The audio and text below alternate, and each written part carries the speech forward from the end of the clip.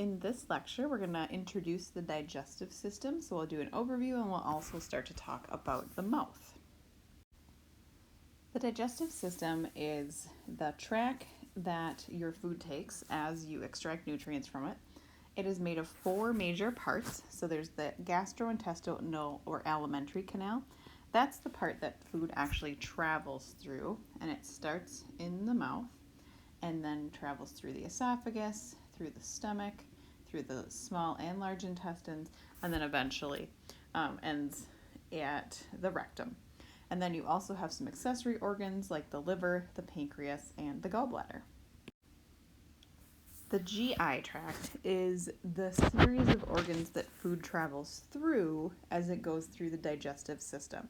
So it's a series of hollow organs that are the path for food digestion and also for waste production.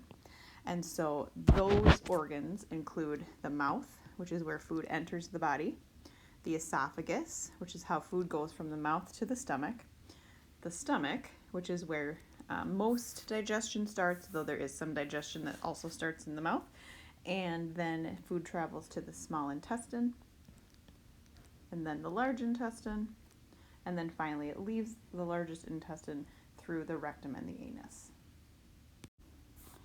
There are also organs in the digestive system that are called accessory organs. Food does not pass directly through accessory organs, but they do assist in digestion. And so those things include the tongue, which is in the mouth, the salivary glands that produce saliva, and they're on the side of the face, and then underneath the mouth and underneath the tongue.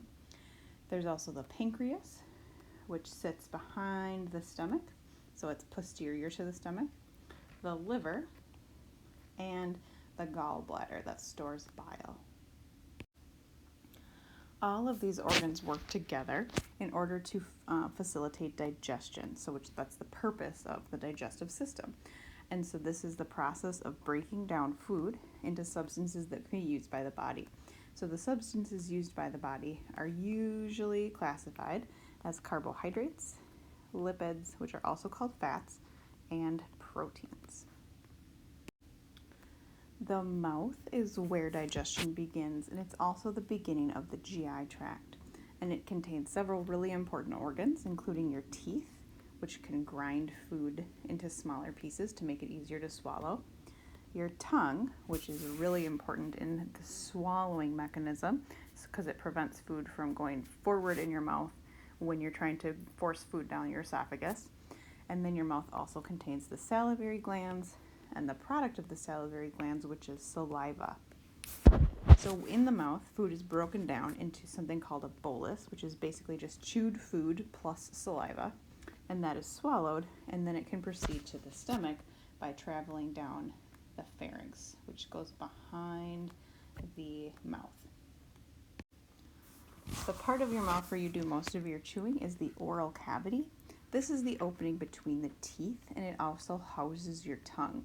And then the roof of the oral cavity is made up on the anterior side of a bony structure that forms the hard palate, and the back of the mouth is made of soft tissue, and that's called the soft palate. The function of your teeth is fairly straightforward. It's used for mechanical digestion, meaning that it physically breaks food from larger pieces into smaller pieces. And so that means that it grinds food into pieces that are small enough so that they will fit through the esophagus and are not a choke hazard. Once you've chewed your food, then the tongue is going to do its action. It's a muscular organ, so it's made of a lot of muscle tissue, and it pushes the food bolus into the esophagus when you swallow. So your tongue actually pushes up on the roof of your mouth to prevent food from going forward, and then allows food to go to the back of the mouth and then down the pharynx, which will eventually lead to the esophagus. Your tongue also helps with forming speech sounds. So your tongue helps with linguistics and digestion. Your salivary glands produce something called saliva. They're classified as an accessory organ, and your salivary glands produce saliva that keeps the oral cavity moist, And saliva also contains an enzyme called salivary amylase. So this is where the breakdown of starch begins in the process of digestion, and that's a chemical type of digestion, not a mechanical digestion. Chemical digestion means that a molecule is being changed in some way. And saliva then combines with food particles to form that food bolus that you end up swallowing, and that goes to your stomach. Once food leaves the oral cavity, it's going to go through the pharynx and larynx, and we'll also talk about a structure called the epiglottis. So the pharynx is the cavity behind the oral cavity. This part of the pharynx that's behind the oral cavity is called the oropharynx. You also have a nasopharynx behind your nose. Those two things are connected. And then the laryngopharynx is where your vocal cords are located. So the larynx is a passageway for air, and that is towards the top of your trachea, and that's where air passes across your vocal cords. When you swallow, food goes from the oropharynx, or from the mouth to the oropharynx, and then it travels down past the laryngopharynx and goes to the esophagus, which is where food needs to travel. The epiglottis is the structure that prevents food from going into your trachea, which would cause you to choke. So the epiglottis can close over the root or the opening of the trachea and force food to go to the epiglottis instead of into your airway.